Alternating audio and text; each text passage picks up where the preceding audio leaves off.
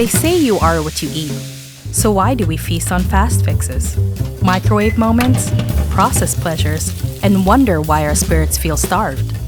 See, the body craves fuel, but the soul, it craves truth. The Bible isn't just a book, it's a banquet. Every chapter, a course. Every verse, a vitamin. Every promise, a protein for the weary bones of faith. So, let your cravings be for Christ. Let your hunger be holy, because what you consume will consume you. So eat well, read deep, feast on God's word like your soul depends on it, because at the end of the day, it does.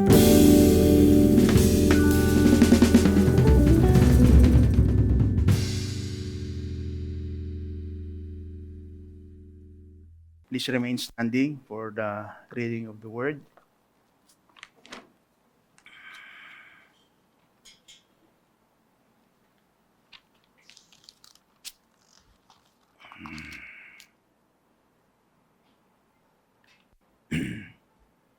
I would like to read to everybody the verse that is going to be found in 1 Peter chapter 2, verses 1 to 3.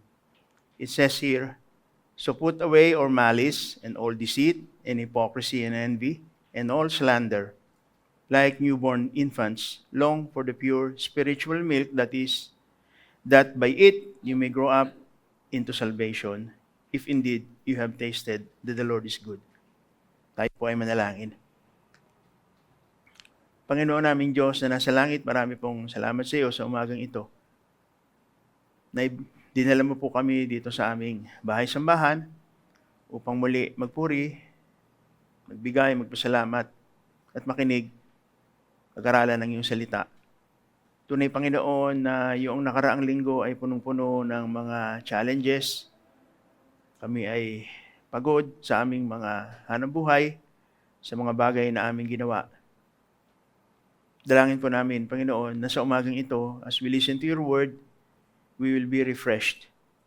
Magkakaroon kami ng bagong kalakasan, bagong sigla sa buhay. Magkakaroon kami ng bagong katuruan. Maiintindihan namin kung ano yung kalooban mo po sa aming buhay. Salamat mo po. Salamat po, Panginoon, sa lahat ng mga bagay na ginawa mo sa aming buhay noong nakaraang linggo. Sa kalakasan, sa provisions, for being with us all through that tiring week na aming napagdaanan. And as we look forward, Panginoon, doon sa susunod na linggo, na Panginoon, baunin namin yung iyong mensahe sa umagang ito at magsilbi itong kalakasan para sa amin. Salamat po, Panginoon, sa iyo. Purihin ka. Sinasamba ka namin, pinasasalamatan sa lahat ng mga bagay na mayroon kami sa aming buhay. Salamat po muli sa iyo, Panginoon. Ito pong aming dalangin sa pangalan ni Jesus. Amen. Makakaupo na po tayo. Magandang umaga po sa inyo lahat. Morning. Ako po si Peter de Dios, isa po sa mga volunteer dito sa ating church. Alam po natin yung mga nangyayari sa labas, di ba? Yung napakaraming kaguluhan, merong mga kaso, merong mga bagyo, marami pong mga kapatiran sa Catanduanes, sa Bicol, sa iba't ibang pati ng Pilipinas yung nasalanta. At ipag-pray po natin sila na makarecover sila. Nagpapasalamat ako sa Panginoon dahil kahit po ang balita ay malakas yung bagyo, safe po tayo. Meron pong ilan sa atin na nakaranas ng brownout ng mga panahon na malakas yung bagyo. So, patay-patay yung ilaw, di ba? So, mahirap matulog and awa naman po ng Diyos, nalagpasan po natin. Bago po ako magsimula, babatiin ko po kayo ng Merry Christmas and Happy New Year. Maraming pong salamat. Muli, babalik po tayo doon sa ating pinag-aaralan. Ang topic po natin ay You Are What You Eat. Nakaka-inspire po kasi yung ating pong nakikita sa screen, punong-puno ng masasarap na pagkain. Kanina nga po, nung piniplay yung video, dahil nga po ako ay hindi pa nag-aalmusal, medyo kumakalam yung aking sikmura at gusto ko po umorder. Kaya lang, video lang po Okay? So, yung ating pong pinag-aaral ngayon, yung outcome-based objective, Ang sabi po nun with the challenges of modern ideologies that attack the truthfulness and authority of Scripture, this series aims to strengthen our trust and confidence in God's Word. At the end of the series, our people will understand and embrace God's Word as authoritative, understandable, essential, and sufficient so that we may live lives that honor Him and bear witness about Him to the world around us. Natatandaan po ninyo noong January, hindi ko po makakalimutan kasi di ba po yung yung ating prayer and fasting ay tungkol sa call for holiness. And hanggang sa katapusan ng taon, dito po sa series na ito, yun pa rin po yung overall na topic. And ang tanong nga paano ba ako magiging holy? At ang sinasabi po ng ating series, yung po kasing Word of God, yun yung magiging tool.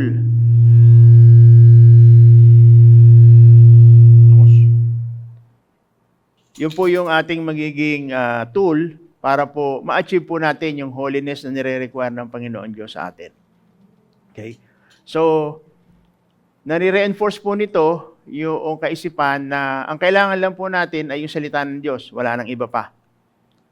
Sabi po kasi maraming mga iba't ibang filosofiya, maraming iba't ibang mga ideya na madalas, pag tinignan natin mukhang tama.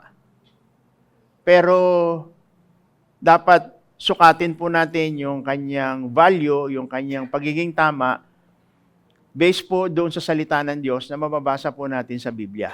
Wala na pong iba, kundi Bible ang ating authority. So, nung una pong linggo, diniscuss yung authority of God's Word. Sinabi po doon na God's Word is above every other belief system, opinion, or ideas. It is God-breathed. It is the final authority for our life, doctrine, and practice. Siguro po sa inyong Facebook o yung social media, minsan po makaka-encounter kayo ng mga ibang kaisipan. There are a lot of people sinasabi nila na yung salita raw ng Diyos, yung Bible, hindi raw po totoo na yung mga Bible characters na nababasa natin, like David or even si Jesus, that myth lang daw po siya. They do not exist. Okay? So, part po ng ating pinag-aaralan dito is i-reinforce po sa ating mga pag-iisip na yung pong salita ng Diyos, yung Bible na ating binabasa, yan po ay hininga ng Panginoon, yan po ay mapagkakatiwalaan, at yan po yung final authority para po sa ating buhay, para po doon sa doktrina, para po doon sa self-discipline, para po doon sa mga practice na gagawin natin sa ating buhay. Noong ikalawang linggo po, tinalakay naman po natin yung sufficiency of God's Word. Ibig po sabihin nun, sinasabi na yung salita raw po ng Diyos, it contains all the knowledge necessary for salvation and for living a life that is pleasing to God. So, bakit ba tinawag na yung You Are What You Eat, yung ating series? Kasi po, yung mga medical and nutritional experts, lagi po nilang sinasabi na yung condition daw po ng ating gut, ng ating sikmura, okay, reflects yung physical health. This pertains to our physical body, okay? So, excuse me po, nagpapasintabi na po ako sa inyo. Marami po kasi nagsasabi na wag daw pong kakain ng yung taba ng baboy or anything na, alam niyo, yung fatty, kasi nga, cholesterol. And all the doctors will tell you, pagka kayo po ay nagpa-CBC, yung pong ilang blood test na sabihin, mataas ang iyong cholesterol, ang iyong creatinine. Lahat po yon ay brought about by yung diet po natin, yung ating kinakain. And marami pong iba't ibang mga kaisipan na sinasabi nila na wag mo kainin ito lang kakainin mo, or yung pagkakasunod-sunod ng pagkain. That pertains dun sa ating physical na pangangatawan. Pero sabi nga po, paano naman yung ating spirito? Okay? Alam po natin na tayo ay composed ng yung ating body, spirit, and soul. Paano po yung spirit and soul natin? Yung pong series na to, tinatalakayin naman niya kung ano ba yung dapat na nourishment ng ating spirit. Ano ba yung gagawin natin? Ano ba yung dapat nating ibigay sa ating spirit to keep it healthy? Ngayon pong week 3, ang ating pag-uusapan naman po ay yung the necessity of God's Word. Okay? So, ang sabi po rito, yung ating pong verse ay matatagpuan sa 1 Peter 2:1. So, ang sabi po doon, so put away all malice and all deceit and hypocrisy and envy and all slander. Like newborn infants, long for the pure spiritual milk, that by it you may grow up into salvation. If indeed you have tasted that the Lord is good. Yung una pang punto na gusto kong ibigay sa inyo is that God's Word is necessary for our Christian life. So, as we walk in our faith, we always ask ourselves, paano ba ako lalago spiritually? Yung pong paglago physically, ano po yan automatic yan.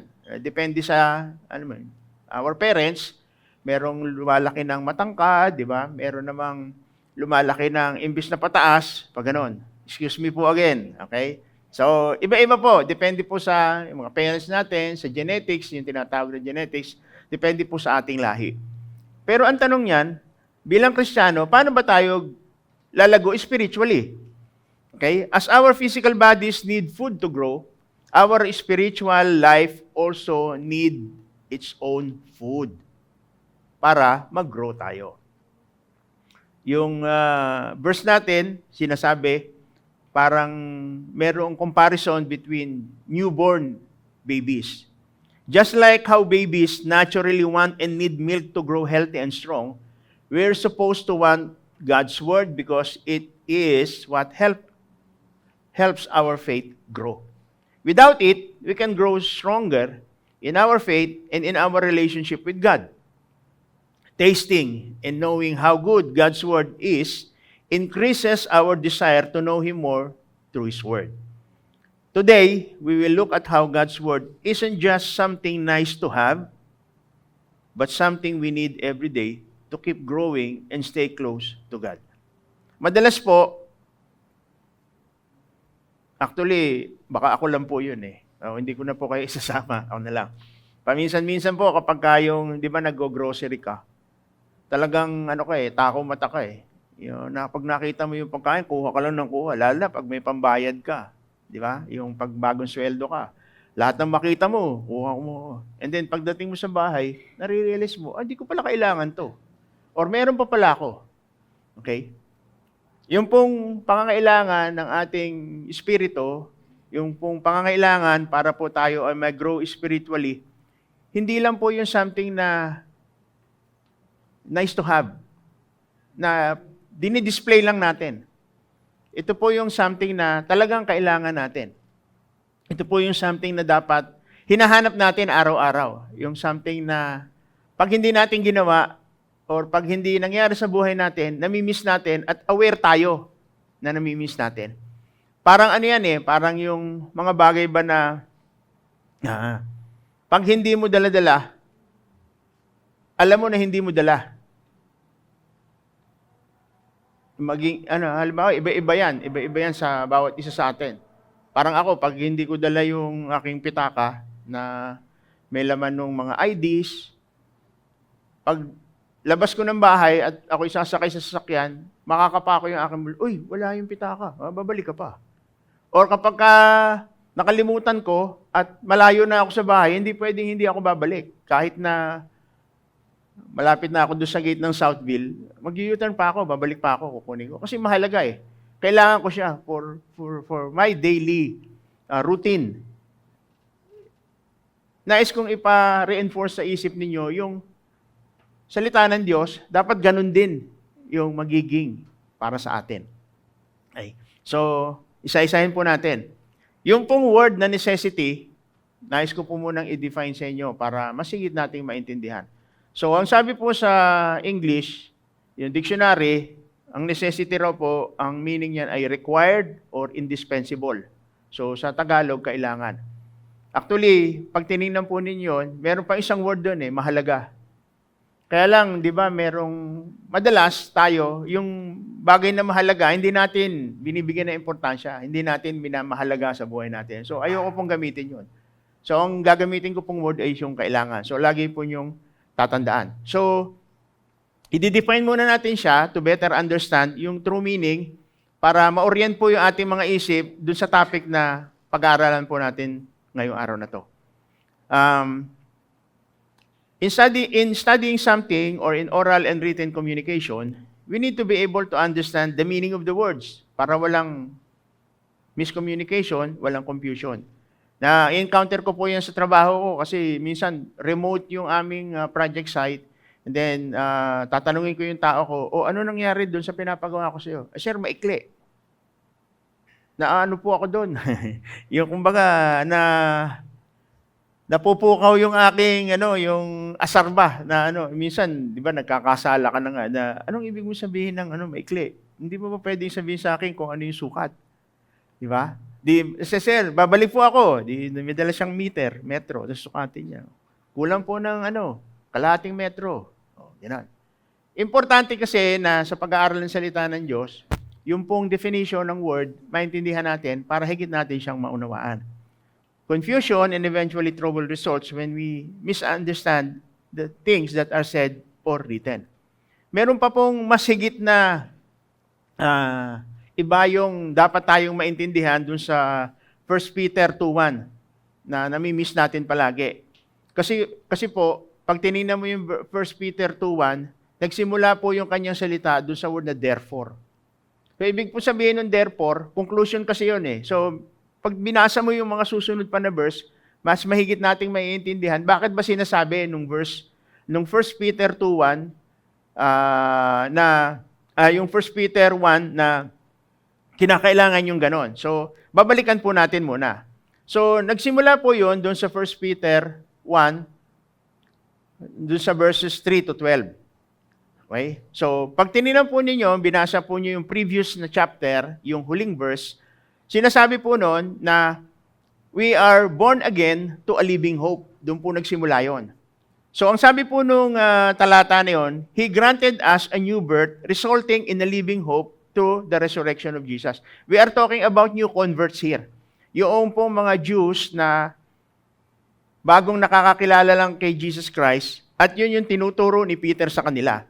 Pangalawa, nung daw sila ay makakilala kay Kristo, He gave us an inheritance kept in heaven that is imperishable, undefiled, and unfading. So, yun po yung pinagsimulan nun. Kayo ay mga bagong nilalang, okay? Binigyan kayo ng bagong buhay, resulting in a living hope to the resurrection of Jesus. Binigyan kayo ng mana, inheritance, kept in heaven, that is imperishable, undefiled, and unfading. Okay. Yung susunod po na verse, meron pong call to be holy. So, dahil kayo ngayon ay mga bagong nilalang, separated na kayo, dapat maging holy daw. So, meron na namang therefore doon sa 1 Peter 1:13. So, therefore, dahil kayo ay bago ng nilalang, dapat ganito kayo. Yan ang ibig sabihin. Unang-una, sabi niya, set your hope fully on the grace that will be brought to you at the revelation of Jesus Christ. Second, be holy in all your conduct. We have been born again through the living and abiding Word of God. Kaya pagdating dun sa 2 Peter, sa verse 1, meron uling therefore. Diba? So sabi, dapat kayo ay maging holy. Ang ibig sabihin, yung holy, dinefine natin siya dun sa ating unang-unang prayer and fasting at saka dun sa mga unang mga topics na dinidiscuss natin. Ang holy, yung word na holy, hindi po ibig sabihin nun na ikaw ay banal, kundi you are separated. So since we are separated, ang sabi po ni Peter, dun sa 2nd verse, put away all malice, all deceit, and hypocrisy, and envy, and all slander. Yan po yung pinagmulan. So as believers, we know that sin keeps us away from God. This grieves the heart of God because He created us to have a loving relationship with Him. Tandaan po natin, yung relasyon natin ngayon kay Kristo, hindi po yun based sa law, it is based on love. Okay? We love others, okay? We give because we love Jesus, we love God. Hindi Hindi yung the other way around na ibigin mo muna siya. Hindi ganon. Dahil nakilala natin ang Panginoon, nagkaroon tayo ng pag-ibig niya, we love Him back. That's why we do all of these things. When we receive God's free gift, yung salvation na sinasabi, we start a journey of spiritual growth. In the same way, a baby needs milk to grow, we too need spiritual food. Yung mga bata, whether we like it or not, pag bata talaga, hindi pa pwedeng kumain ng solid food.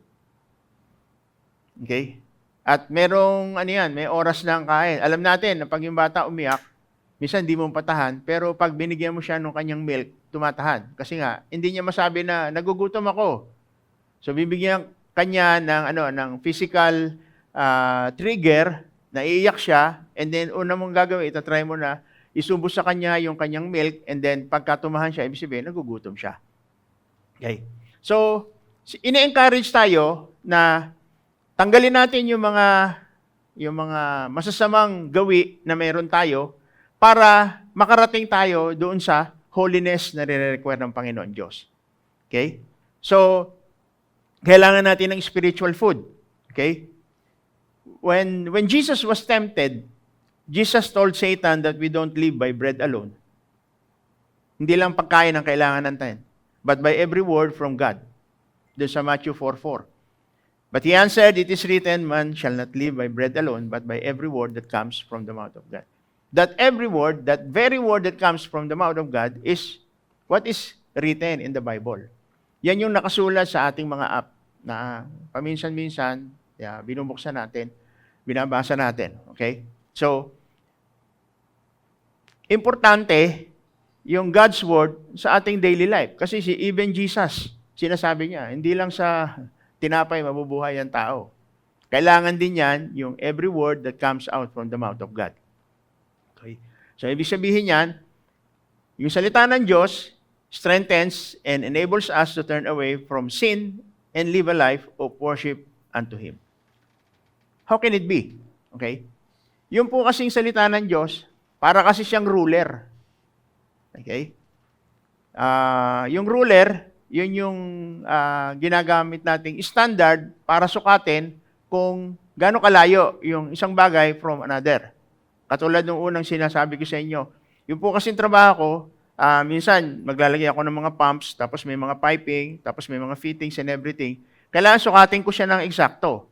Kasi pag halimbawa, pinutol ko yung pipe, inilagay ko, tas kapos, di magpuputol na naman ako ng pipe, sayang yung material.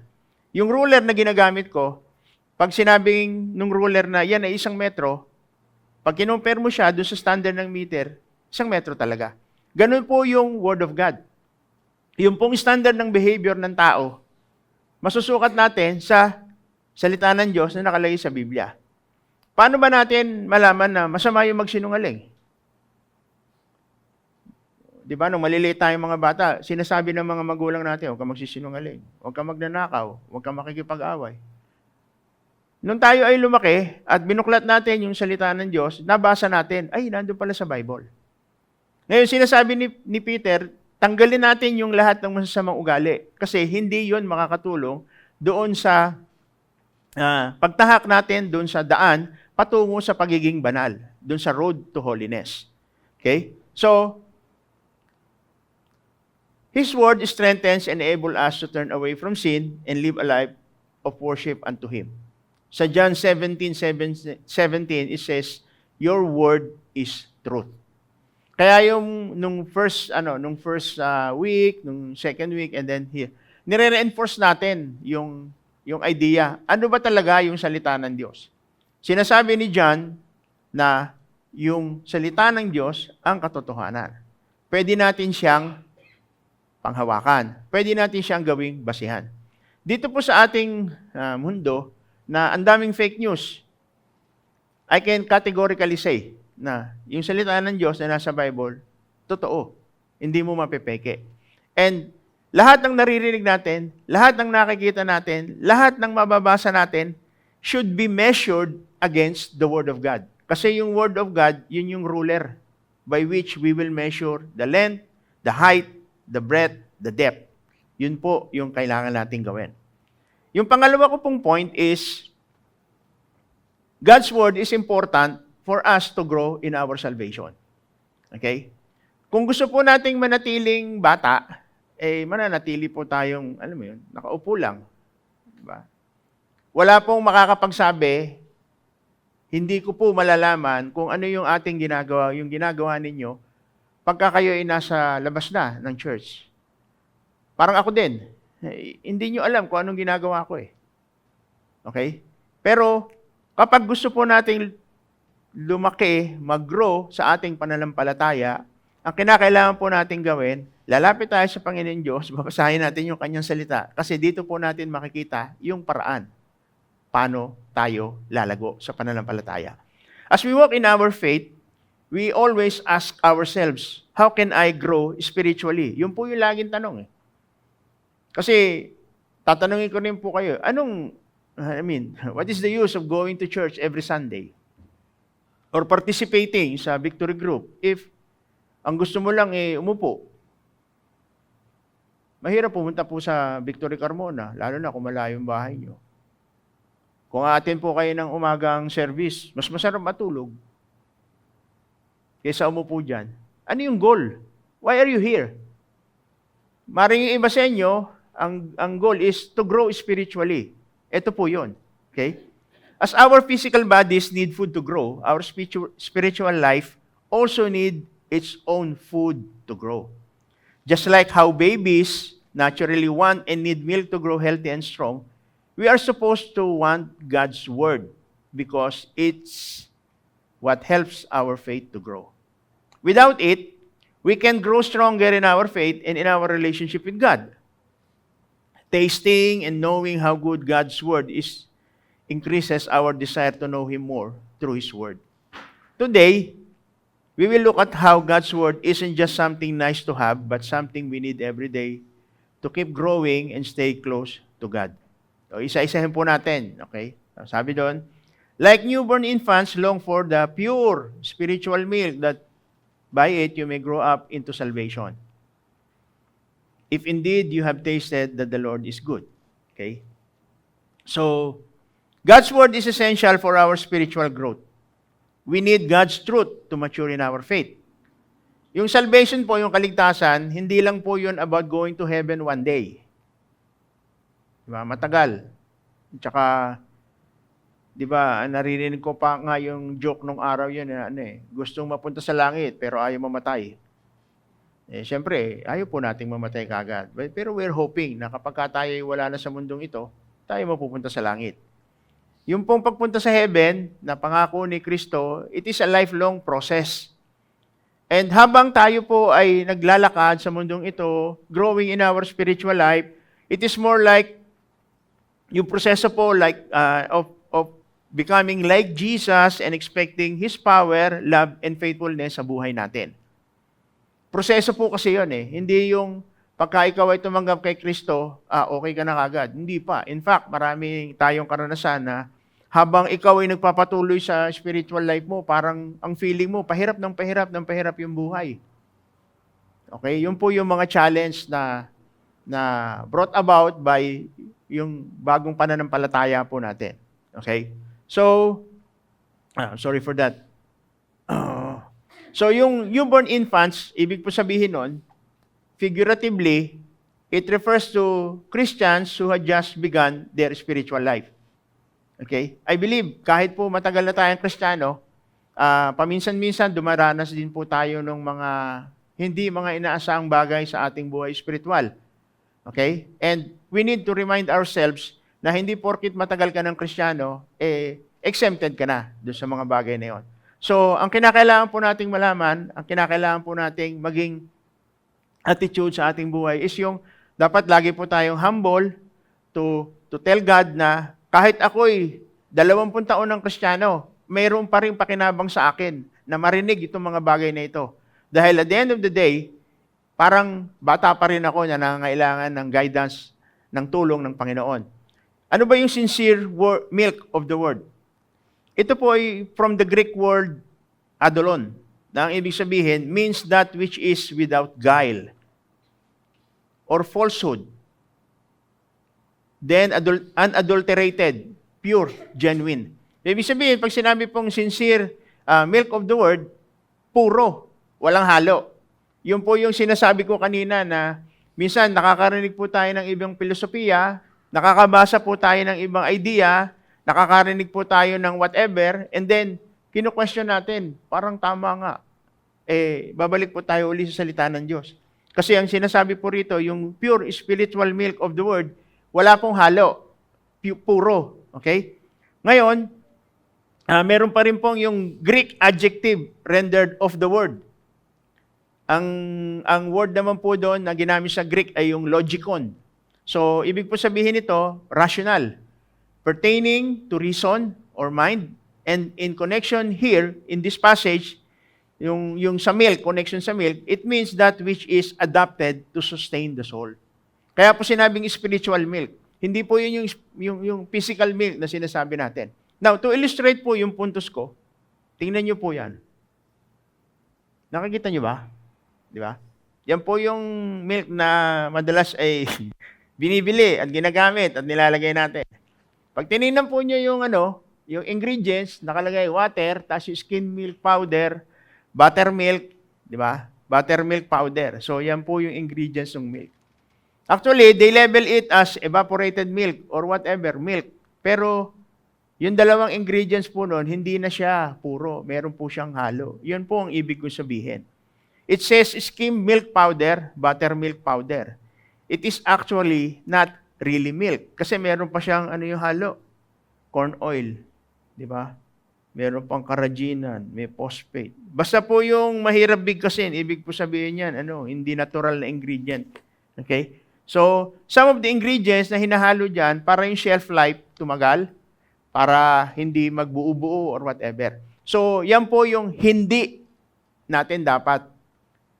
Spiritually speaking, yan po yung illustration ng adulterated o yung may halo o hindi puro. Okay? It means, yung sincere milk of the word, ang ibig po sabihin nun, puro, walang halo, undiluted word of God that is found only in the Bible. Sabi po doon, that by it you may grow into salvation. Okay? Ibig po sabihin nun, we all strongly resemble children.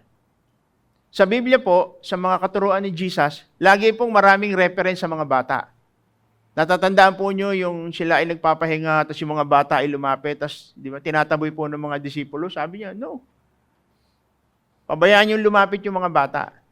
Ano ba yung meron yung mga bata na gustong-gusto ni Jesus na i-illustrate sa ating mga Kristiyano? Kasi po yung mga bata, yung innocence nila eh. Lagi ko po nakikita yun, nung malilit yung mga anak ko eh, pagka yung naglalaro sila. Minsan, mag-aaway sila, di ba? Nag-aagawan sila sa laruan. Mag-aaway yan, naggaganunan pa. Pero maya-maya, bati na uli. Yung mga matatanda, hindi ganun eh. Di ba?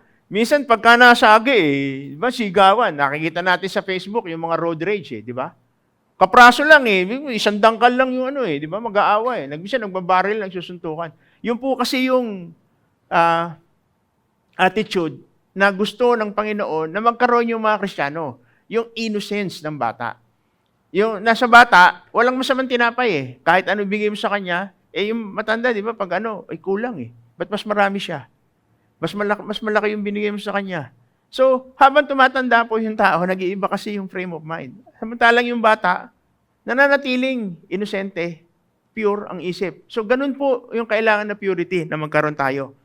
We need watchful care and kind attention and appropriate nourishment as much as a newborn infant. As babes, yung mga bata, they grow in proper nutriment. Goodness of the heart is a sign of spiritual growth. And that growth is a result of proper nourishment. As a plant or a child is, and will grow in proportion as it has the proper kind of nutriment. From the verse we may see, we strongly resemble children, babies. And we need watchful care, kind attention, tsaka yung tamang pagkain, as much as a newborn infants do. The character of the whole Christian life will be determined in a great degree by the views entertained at first and the kind of instruction which is given to those who are just entering on their Christian course. Kaya po yung church, nagsisikap yan palagi na, alam mo yun, bigyan ng tamang turo, di ba? Yung i-encourage tayong lahat na magkaroon ng victory group para po, pagka meron kayong narinig dito na parang hindi ninyo masyado maintindihan o meron kayong katanungan, pagdating po ng victory group, pwede ninyong i-discuss. Yung bukas po, yung pintuan po ng ating office ay bukas para sa inyo. Si pastor laging available. Nakikita po niyo yung mga volunteers, pwede ninyong tanungin. Kasi po, sinasabi nga rito, yung bilis, yung degree ng ating spiritual growth ay depende po doon sa mga katuruan na iniisip, binabasa, at ini-entertain natin. Pag mali po yung ating nabasa, yung kaisipan na yun, yung lalalim sa ating isipan and then magiging parang tayo na yon. Kaya importante po na lagi ang salita ng Diyos, ang ating binabasa, ang salita ng Diyos, ang ating pinapakinggan, ating dinidinig, at laging ipinapamuhay sa atin. Okay? So, pangalawa po, the evidence of our conversion is our love for the simple and pure truths of the gospel. Lagi ko po naririnig yun, mahirap intindihin yung salita ng Diyos. Hindi mahirap intindihin. Merong mga bagay na itinago ng Panginoon Diyos, na tinatawag niyang mystery, kasi it is not for man to know. Pero pagdating po sa kaligtasan, sa salvation, simple lang po. It is very plain. Hindi kinakailangan i-interpret. Nung umalis si Jesus, sabi niya, huwag kayong aalis ng Jerusalem kasi meron akong ibibigay sa inyo. Okay? And during the Pentecost, when the Holy Spirit came down doon sa mga apostoles, then nagkaroon sila ng kaalaman. The same Holy Spirit is available to us to teach us things about God. Kaya hindi po talaga mahirap maintindihan. If we wanted to understand the Word of God, we pray. Okay? Sabihin natin sa Panginoon, Lord, gusto ko maintindihan yung salita. God will send people to teach you. God will send opportunities for you to listen the Word of God. God will give you the time so that you can read His Word and understand the meaning. Okay? It is evidence that we have spiritual life kapag yung ating nababasa o yung ating naririnig na mabubuting mga bagay na itatranslate natin into application sa ating buhay.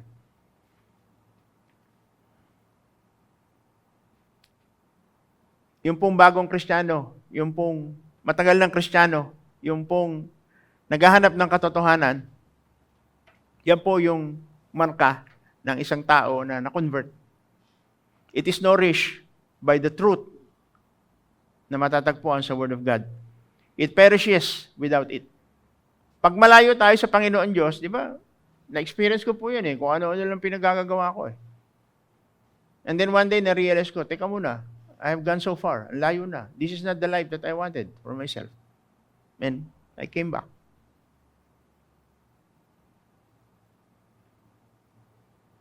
Noong unang panahon, katulad nyo rin ako, nakaupo lang ako dyan. Sabi ko sa Panginoon, Lord, I wanted to be used, and now I'm here. Yun po yung growth na ina-expect ng Panginoon Diyos sa atin. Hindi tayo mananatiling lagi nakaupo lang dyan. Marami pong dapat gagawin. Nagpe-pray tayo na mag-expand yung ating church. Later on, kailangan po ng maraming worker.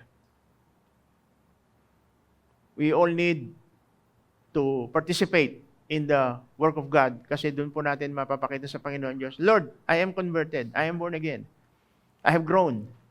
Hindi pwedeng laging nandiyan tayo na nakaupo. So, ini-encourage ko po kayo. You pray to God. Hindi po kayo pipilitin ng Panginoon. In fact, yung Christian religion, yun po yung pinakamadaling religion sa buong mundo Di tingnan mo, wala halos requirement Sa ibang religion, kinakailangan may attendance, magbibigay ka ng ikapo o magbibigay ka ng handog. Yung iba naman, kinakailangan mag-meditate ka. Kailangan pahirapan mo yung sarili. The Word of God is very simple. Na yung kaligtasan na ino-offer ng salita ng Diyos, madaling maintindihan. It is up for us to do what it says. Kailangan sundin po natin. Okay? The truths of the gospel that we all need are those which are simple and plain. Walang walang komplikasyon, very simple. Kung ano yung mababasa mo, yun na yun. Di ba? When we first heard the gospel, ang unang-unang requirement lang, believe eh. Gano'n ba kahirap yung mag-believe? And then what follows is a series of instructions na you have to follow. Okay? At nasa gitna nun, yung reading of the Word of God. Kasi yung will ng Panginoon Diyos, binigay niya, kasulat dito sa kanyang salita. Nais ko pong iwanan sa inyo yung Hebrews 5:11-14. About this we have much to say, and it is hard to explain since you have become dull of hearing. For though by this time you ought to be teachers, you need someone to teach you again the basic principles of the oracles of God. You need milk, not solid food. For everyone who lives on milk is unskilled in the word of righteousness, since he is a child. But solid food is for the mature, for those who have their powers of discernment trained by constant practice to distinguish good from evil. It is not philosophy that is needed then. It is not the profound and difficult doctrines of the gospel. It is those elementary truths which lie at the foundation of all religion and which can be comprehended even by children. Religion makes everyone docile and humble as a child. And whatever may be the age at which one is converted, or whatever attainments he may have made in science, he relishes the same truths which are loved by the youngest and most unlettered child that is brought into the kingdom of God. Sabi ni Jesus, let the children come before me. Kasi yung innocence ng mga bata, yun yung susi. Whatever yung ating pinag-aralan, whatever yung ating preconceived understanding about the Word of God, kinakailangan tanggalin natin yun. We should be like children. When we read the Word of God, let us not conclude. Intindihin muna natin. And for some, it takes maybe 5, 10, 20, 30 times ng pagbabasa bago maintindihan. Ako po kasi pagka yung nag-aaral ng salita, minsan sinusulat ko pa eh. Kasi siyempre, bago ko maisulat, kailangan ma-absorb muna ng isip ko eh. Saka ko pala isusulat. Then, pag naisulat ko na, naisip ko, we have to go to the basic, go back to the basic. Hindi po pwede na pag nagbabasa tayo, alam na kagad natin, meron na kagad tayong parang conclusion. Hindi po pwede. We have to approach reading the Word of God like children. Anong ibig sabihin ng like children? Una-una, with expectation, with excitement, and then, walang preconceived notion. Okay? Magtatapos po ako doon sa Psalms 119, 1-11. Sabi po dito, Blessed are the upright in the way, who walk in the law of Jehovah. Blessed are they who keep His testimonies and who seek Him with all the heart. They also do no iniquity. They walk in His ways. You have commanded us to keep your commandments carefully. Oh, that my ways were fixed to keep your precepts. Then I shall not be ashamed when I have respect to all your commandments. I will praise you with the brightness of heart when I have learned your righteousness, your righteous judgments. I will keep your presence. Do not forsake me completely. With what shall a young man cleanse his way? By taking heed according to your word. With all my heart, I have sought you. Do not let me wander from your commandment. I have hidden your word in my heart, so that I might not sin against you. Napakaganda po yung word na ginamit niya, hidden. Ibig sabihin po, deliberate. Meron pang ibang translation sabi, I have stored. Pag sinabi mong stored, para ka lang, alam mo yun, yung nagbato. O naglagay. Pero dito, sinasabi, I have hid your word in my heart. Ibig sabihin, hindi mo pwedeng itago yung something na hindi mo natatagpuan. Kung natagpuan niya yung word of God, tinamasa niya yung benepisyo ng word of God, and then dahil napaka-importante ng salita ng Diyos sa kanya, itinago niya sa kanyang puso. Di ba, ang sinasabi ng Bible, kung ano yung laman ng puso mo, yun ang sinasabi mo. Sabi ni David, yung salita ng Diyos, natagpuan ko, nagustuhan ko, nagkamit biyaya ako, at itinago ko. Parang sinasabi niya, akin lang to, walang ibang makakaagaw. So, kayo, natagpuan niyo ba yung salita ng Diyos? Anong salita ng Diyos yung itinago niyo sa puso niyo? May laman na ba? Baka wala pa. Okay? So Psalms 119:105, sabi niya, your word is a lamp to my feet and a light to my path. Minsan may mga darkest hour tayo sa buhay natin.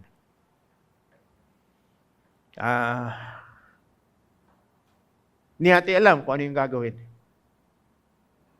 Ang sabi ni David, yung salita ng Diyos, lamp to my feet, light to my path. Pag madilim, pwede tayong pumunta sa salita ng Diyos, manalangin tayo sa Panginoon. Dahil yung kanyang salita, sigurado. Hindi tayo mapapahiya. In whatever areas ng buhay natin, kahit anuman yung pinagdadaanan natin, yung salita ng Diyos ay sure. Yung salita ng Diyos ay perfect. At yun ay pwede natin gawing sukatan, ruler ng buhay natin. If we wanted to do something, hindi natin alam kung yun ay tama, kung yun ay makakabuti sa atin, ano bang sinasabi ng Word of God? Anong sinasabi ng Biblia? Let's go to the Word of God. Let's make it a necessity sa buhay natin. Kasi kailangan natin talaga siya. Let us pray.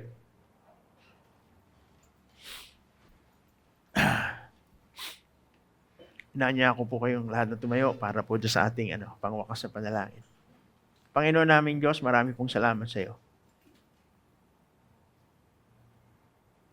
Nangahawakan po kami doon sa iyong pangako na nakasulat sa iyong salita. The fact na ito ay nakasulat, ibig sabihin ito ay iyong covenant sa amin na nananampalataya sa iyo. Ano man po, Panginoon, yung aming kalagayan sa buhay ngayon, whatever it is, yung condition namin, nilalagak po namin ito sa iyo. Itinataas namin ito sa iyo. Ina-acknowledge po namin na madalas hindi po namin kayang solusyonan. Hindi po namin kayang gawa ng paraan yung mga kondisyon ng buhay namin. Sabi sa iyong salita, nandyan ka para magpatawad. Nangingik po kami ng patawad sa mga kasalanan ginawa namin. Nandyan ka para mag-provide. Panginoon, i-provide mo po yung aming mga pangangailangan. Kahit na po wag yung mga wants namin. Give us a simple life. Make us like a child. Nauhaw doon sa spiritual milk na ipoprovide mo. And dalangin ko po, Panginoon, na ang bawat isa sa amin, someday, and I hope soon, na we will become mature. Na hindi na po namin kailangan yung milk, but kailangan na po namin, kaya na po namin i-consume yung solid food. And as we journey dito sa Victory Carmona, towards dun sa plano namin na magkaroon ng construction next year para po sa mas malaking lugar, I pray, Lord, raise up volunteers from among these people. Touch their hearts. Pakita mo sa kanila na hindi sila narito para umupo lang every Sunday, makinig. They are here also to grow spiritually and to become active participants doon sa iyong ministry. Salamat po sa iyo, Panginoon, dahil patuloy kang nagtuturo sa amin. Nagpapasalamat ako sa paggamit mo sa akin, sa pagsagot doon sa mga panalangin ko. And may you bless each and every one of us. Sa pag-alis namin sa aming bahay-sambahan, dala-dala po namin yung biyaya mo. Dala-dala po namin yung pakikipisan mo sa amin. And I pray na yung susunod na linggo as we go head on into the world, accompany us. Whisper in our ear. Tell us what to do. Hold our hand. Isama mo kami dun sa straight path towards yung holy life na gusto mong ipamuhay namin. And as we tackle the challenge of this world, may you be in front of us. May you surround us always, O God. Salamat po sa iyo, Panginoon. Tulungan mo po ang bawat isa sa amin. Pinupuri ka namin at pinapasalamat. Pinasasalamatan for all the good things that you have done to us. Even the bad things na nagiging source of learning para sa amin. Thank you for all of these things. Salamat po sa iyo, Panginoon. Ito po ang aking dalangin sa pangalan ni Jesus. Amen. Tapos na po yung ating service. And I would like to pronounce a blessing to everybody. May the Lord bless thee and keep thee. The Lord make His face shine upon thee and be gracious to all of us. The Lord lift up His countenance upon you and give you peace. Tapos na po yung ating service. Magandang umaga po sa inyo lahat. Salamat po. There's a light that can't be dimmed, not even by the dark. It shines the way to hope that never ends. By your word I call to mind the truth of who you are. May it keep my every step in line with yours. Keep me right where you are. Keep me. Search my heart and know my thoughts, oh Lord. You see me and you love me. You are all my soul longs for, oh Lord. Would you mold me? Would you change me?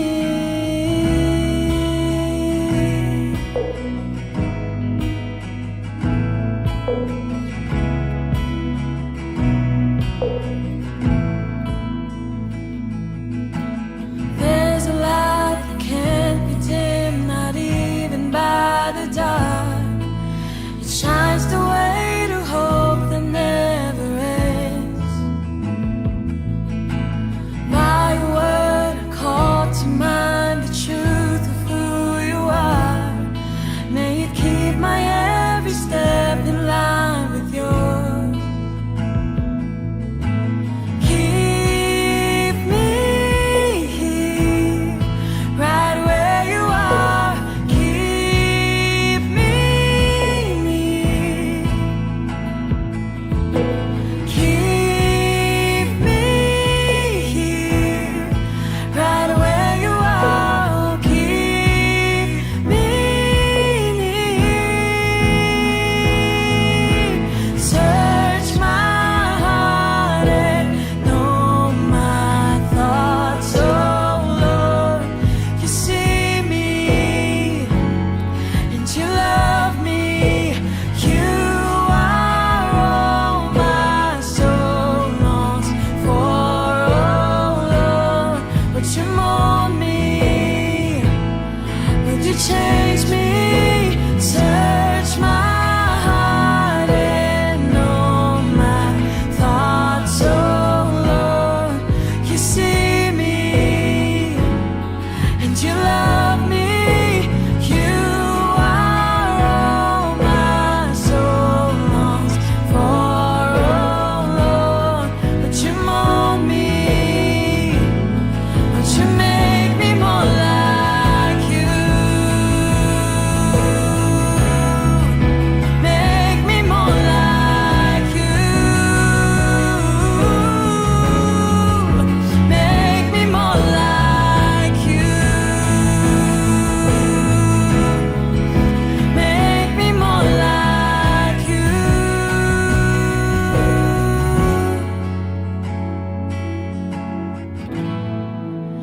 Nothing can change what you have said. The same yesterday, today, and evermore. Your word remains, though the rest fade away. You're faithful through the ages. Nothing can change what you have said. The same yesterday, today, and evermore. Your word remains,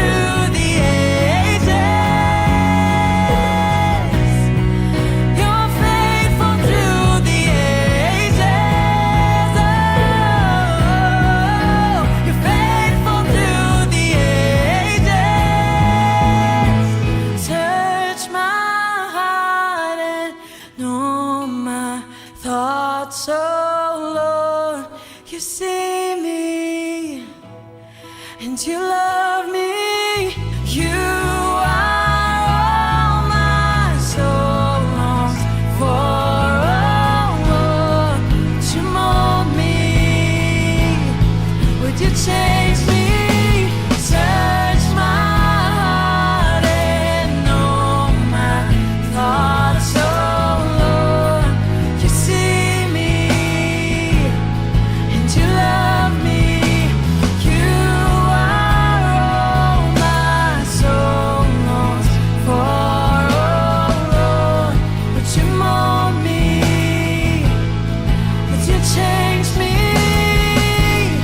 Would you mold me? Would you change me?